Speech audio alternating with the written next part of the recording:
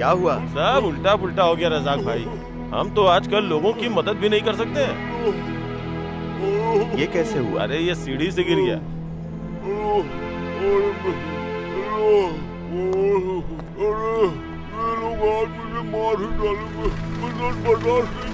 तुम लोग खड़े खड़े सोच क्या रहे हो? इसे हॉस्पिटल लेकर जाओ। इसके पास ना पासपोर्ट है ना वर्क परमिट, हम तो मुश्किल में पड़ जाएंगे। आप कुछ करो रजाक, हॉस्पिटल और पुलिस स्टेशन में आपकी अच्छी पहचान है। बिल्कुल नहीं रजाक, तुम इस मामले में मत पड़ो। हमें जल्दी से जल्दी एयरपोर्ट पहुंचना है। चलो चलते हैं रजाक। ये बिना किसी डॉक्यूमेंट्स के यहाँ कैसे पहुँचा? हमने तो बस इसकी मदद की है रजाक। जब हमारे पास पर्याप्त वर्कर नहीं होते ना, तो हम लोग बाहर से वर्कर बुलाते हैं।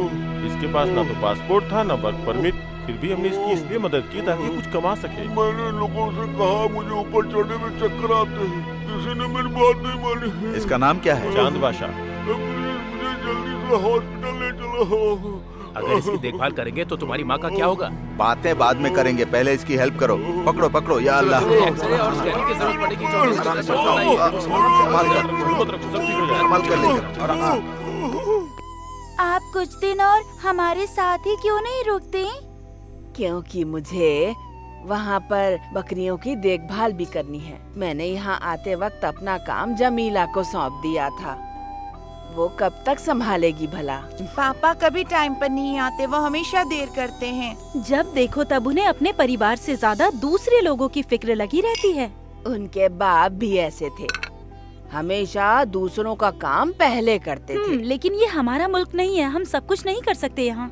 आपको हज ले जाने के अपने वादे को पूरा करने में उन्हें 10 साल लग गए। कोई काम वक्त पर नहीं होता। शुक्र है अल्लाह का, वो मुझे यहाँ ले आया। मुझे तो बहुत खुशी है।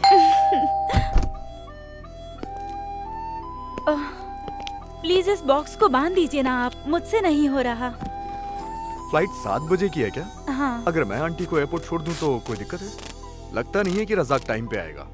हज यात्रा के लिए लोगों की लंबी लाइन होगी। रज़ाक को मैं सीधे एयरपोर्ट ही बुला लेता हूँ। बकवास बंद कर समीर। मैं तब तक नहीं जाऊंगी जब तक रज़ाक घर वापस नहीं आता। कान खोल के सुन ले, फ्लाइट छूट गई ना तो भी नहीं। अब मैं जा सकता हूँ? हाँ ठीक है। क्या तुमने सारी चीजें ले ली? तुम्हारी माँ ने कहा कि तुम्हारे आने तक वो कहीं नहीं जाने वाली। हाँ, इसको भी रख लो। इनका सारा पैसा तो दूसरों की मदद करने में खर्च हो जाता है अम्मी जान। इनको पैसे बचाने का तो कोई ख्याल ही नहीं है। सालों से खुद का घर बनाने का प्लान ही कर रहे हैं। पापा ने कहा है अगली बारिश आने से पहले वो घर जरूर बना लेंगे। हाँ, तू तो चुप ही रह। 8 बार बारिश आकर चली गई, क्या उन्होंने अब तक कुछ किया? तुम्हारा घर बन जाएगा। हमेशा इस तरह उसकी शिकायत क्यों करती हो? हाँ, माँ जाने के लिए तैयार बैठी हैं और तुम इस वक्त भी उनसे मेरी शिकायत कर रही हो। कोई तुम्हारी शिकायत नहीं कर रहा बेटा, तुमसे प्यार करती है इसीलिए कहा। हाँ जरूर, लेकिन हमारा और इसका प्यार फिलहाल तो इस बात पर निर्भर करता है कि मैं जल्दी से घर बनाऊं। अगर मैं उस काम को तेजी से करने की कोशिश करता हूं, तो इसे लगेगा कि मैं प्यार करता हूं। है ना सरीना? आप पहले ही लेट आए हो, अब निकलना चाहिए। हम बाद में प्यार का हिसाब करेंगे। आइए अम्मी जान। हाँ, जाते समय दामोदरन से मिलना मत भूलना। बीपी शुगर चेक करवा लेना। चलो। बेटा, जाने से पहले एक बार गले लग जा। पता नहीं फिर तुझे कब देख पाऊंगी मैं। अब माँ, अभी रोना बंद करो, नहीं तो मैं भी रोने लगूंगा। अभी जाने के लिए देर हो रही है। अब चलो चलो।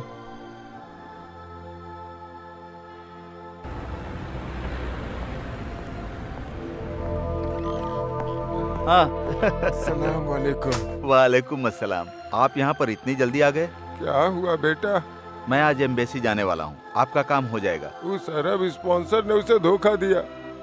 वो किसी को धोखा नहीं लेकिन देता। कानून को कोई फर्क नहीं पड़ता, ये तो हम जानते ही हैं। सालों तक काम करने के बाद हालत नहीं सुधरी तो हेल्प करने के लिए बेटे को यहाँ बुला लिया। लेकिन देखो अब क्या हो गया। मेरा बेटा बेवजह जेल की सलाखों के पीछे। एम्बेसी के कुछ लोग हमारी मदद जरूर करेंगे। रशीद को जल्दी रिहा कर दिया जाएगा। बेटा, तुमने हमारी बहुत हेल्प की। मुझे पता है तुम्हें पैसों की जरूरत होगी। मेरे पास बस इतना ही है। अगर मैं इन सब कामों के पैसे लेता तो अपना घर बनवा चुका होता। ये रख लीजिए आप। इनको पीने के लिए कोई ड्रिंक दो। नहीं रज़ाक, मेरा कुछ भी खाने का मन नहीं कर रहा है। स्टॉक खत्म होने वाला है। हमारा पिछला पेमेंट भी अभी पेंडिंग ही है। हम चुका देंगे, पहले मेरा 100 दिनार का रिचार्ज कर दो। सुनो, देखो तुम्हें अपना कारोबार इस तरह से नजरअंदाज नहीं करना चाहिए। पता है ना दत्ता की दुकान का क्या हुआ? मैं नहीं चाहता कि तुम्हारी दुकान भी बंद हो जाए। बाद में मुझे दोष मत देना। दूसरों पे खर्च करने के लिए पैसे तो कमाने ही पड़ेंगे ना। सब कुछ सही हो जाएगा, तुम चिंता मत करो। 100 दिनार का 2 कूपन दो। कोई फायदा नहीं है। वैसे भी शाम तक तुम इसे खर्च ही कर दोगे, क्योंकि बाकी लोग तुम्हारी फोन से कॉल करेंगे।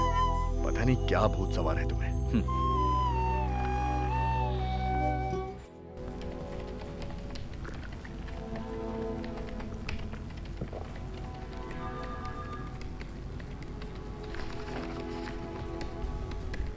ये कैसा है? ये क्या है अजीत? ये वो न्यूज़ नहीं है मैंने जो आपको बताई थी। ये तो किसी जासूसी उपन्यास की कहानी की तरह लग रहा है। अगर हम न्यूज को थोड़ा दिलचस्प नहीं बनाएंगे तो कोई भी इसे नहीं पढ़ेगा रज़ाक। लोगों को सच्ची घटनाओं में दिलचस्पी नहीं होती। मैं जानता हूँ, जो कहानी या उपन्यास लिखकर थक जाते हैं वही लोग जर्नलिस्ट बन जाते हैं। आप लोग अपनी अपनी जरूरतों के हिसाब से इन गरीबों के जीवन के साथ खिलवाड़ क्यों करते हो?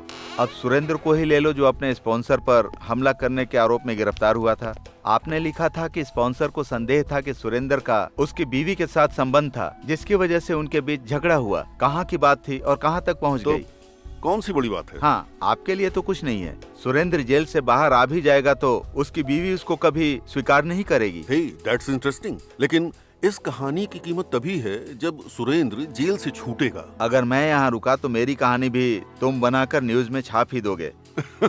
उससे पहले मुझे यहाँ से चलना होगा। अरे रुको, एक और न्यूज है, मैं पब्लिश करने से पहले तुम्हें दिखाना चाहता हूँ। ये बुरादा में एक हाउसमेट के बारे में है। हमें बताया गया है कि वो 2 दिन पहले वहां से सोना और पैसे लेकर भाग गई थी। देखो, क्या तुम इसे पहचानते हो? अश्वथी, क्या तुमने इसके बारे में सुना है? नहीं। ये बहुत खूबसूरत है और भारत के केरल राज्य की रहने वाली है। देखकर नहीं लगता कि ये चोरी भी कर सकती है। मौसम और इंसान का स्वभाव एक जैसा ही होता है, ये कब बदल जाए किसी को पता नहीं चलता। सच कह रहे हो। उसके पासपोर्ट और उसकी प्रोफाइल के अलावा कहानी बनाने की वजह नहीं मिली। उसके बारे में और जानकारी जुटानी है। प्लीज तुम इसे आजमा सकते हो? कोशिश करूंगा। वैसे भी लड़की के बारे में कोई झूठी कहानी बनाने की मत सोचना। वैसे तो हमें लोगों की भावना से फर्क नहीं पड़ता, लेकिन अनजाने में उनकी मुश्किल बढ़ जाती है।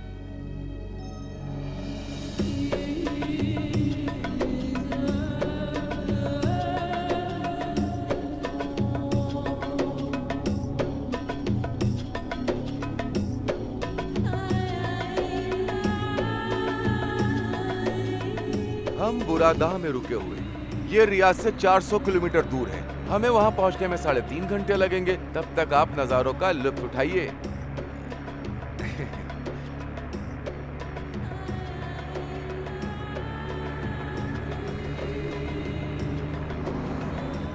क्योंकि एक बार आप किसी भी अरब के घर में पहुंच जाते हैं तो आप 1 मिनट के लिए भी बाहर नहीं निकल पाएंगे। आपको भूख लगी होगी, है ना? पूरे दिन एयरपोर्ट पे इंतजार जो किया है। कोई बात नहीं। तब से बक बक किया जा रहा है। गाड़ी चला ना।